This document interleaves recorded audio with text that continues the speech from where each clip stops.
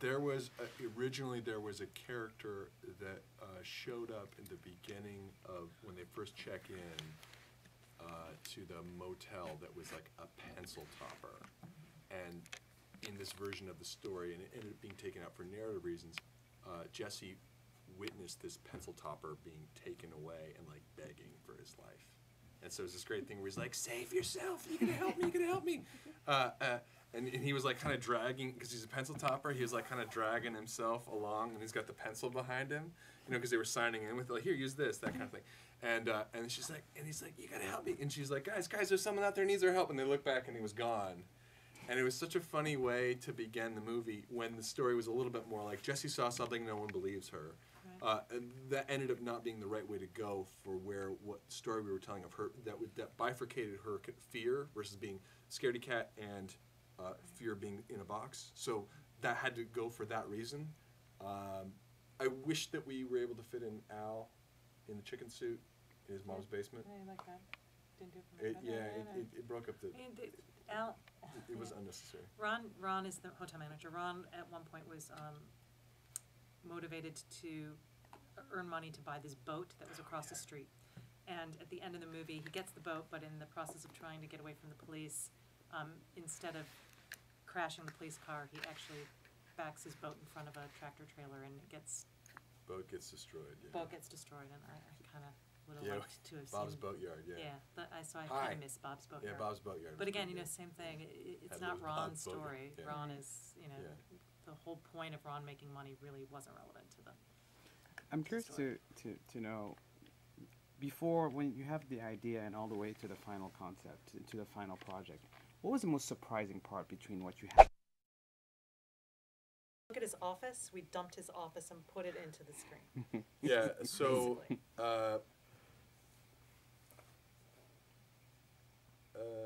Are you choosing toys yeah, like Lego all- for their story functions? you know? Yes. Since the toys in the case are essentially a team of specialists, they all have like a point in that group.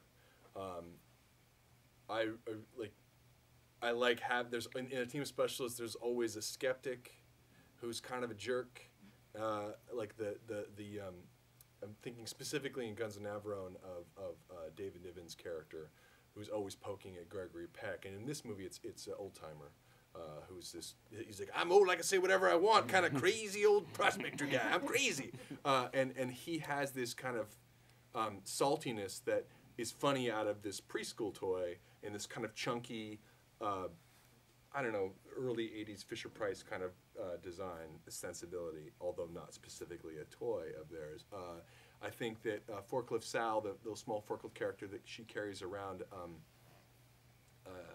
the Lego bunny is the fact that it's kind of a construction toy with a female character that they never have because of the crazy modern gender separation in the toy business. The Lego bunny is meant to be the character that can get you whatever you want in the team of specialists, but like I'm a huge Lego fan and an adult fan of Lego, as they're called, and Lego Bunny was a character. I did build that Lego design, and we did make a computer based on the design that I physically made, along with the stairs and all that. And Lego usually Duplo has a Duplo bunny that's red, so this is a system Lego, which is the larger Lego. So this is meant to be yellow, which is kind of a classic, one of the original three major colors. So it's meant to be kind of a love for all things Lego and the potential of what Lego can bring. Combat Carl Sr. is meant to be kind of 70s military dress-up doll, where the Combat Carl Jr. is meant to be the 80s version of that doll, post-Star Wars, so the figures are smaller, and so they can fit into vehicles, and has a combination. His articulation is based around no particular toy line. It is a combination of several allusions to that. A Transitron is the idealized, like, ultimate Chigokin from early 80s import from Japan where it's larger than, it was cost prohibitively larger. It's the size of a rotocast, they released, Mattel released this Mazinger Z and Godzilla at this scale, but that's made out of a different kind of plastic than he's made of, which is more of a die-cast combination with, Angus, anyway. I think we can stop. All right, so there was a lot of thought put into those characters. Yes. Yeah. That you wanted to represent those particular toy Well, I groups felt as that- well as character. Well, I knew that if it was something that I believed in and it was accurate to the world, not that it was not that that was the only thing about them, but if they were real and they were true to those to the real world, that specificity would carry over into something like, oh, that's a real thing. I'm gonna forget about it. Right. Like you don't have to worry about it once it's established. So there were reasons behind all of those things. Right. I mean, that's true in general of the imagery that we create. We really try to. It's not that we're putting in detail for detail's sake. It's the detail is I wasn't the robot. Well, yeah, okay. Don't But get it right. in our environments, in the worlds that we create, the detail is about creating something that's believable enough that you can forget about it and just enjoy the story and buy into the story and not be pulled out of the story. And But that's always what we're working for. Every And shot should have some. Sorry. Go ahead. Every shot should have something that's true. So, for example, when you're seeing like Combat Carl Jr. and he's working with the paperclip is bent in a way that's like you could imagine bending paperclip that way, and also his eyes are just paint lines with no whites of the eyes because at that era they didn't have the money for the paint applications for the whites of the eyes, and so there's for some people there is a familiarity to that is real. He has a lot of seam lines. You can see the seams of the character. It gives good scale cues to feel like we're in tight to a small toy. It takes a lot more energy and budget to do that level of detail, but when you have like something that looks like a real cardboard box and real packing peanuts, like that's something people are really familiar with. So having a toy that feels that real along with those everyday objects is something that we're really shooting for. And it worked. Thank you. Good for you. Is this the first of many? Do you have anything else in the works for TV? Yeah, remains to be seen. I was saying that we got the go ahead to do 22 episodes, and since this one took 2.5 years, it should be 55 years till we get the full season. Mathematically speaking, no, I don't. We can't speak to the future plans. Certainly, if you all watch the movie when it's out October 16th and the ratings are high, I'm sure there might be a call for that kind of thing. Well, there was a cat that would steal stuff, apparently. I read the story about a cat that would just abscond would steal things. And so the way I imagined it was, because then for a while he was really into cereal in the movie, and that ended up falling by the wayside, the iguana.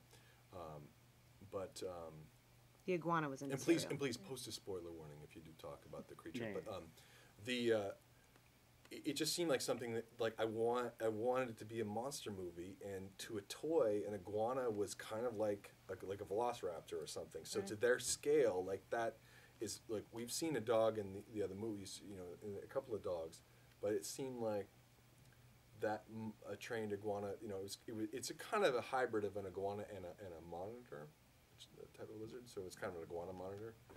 It's so.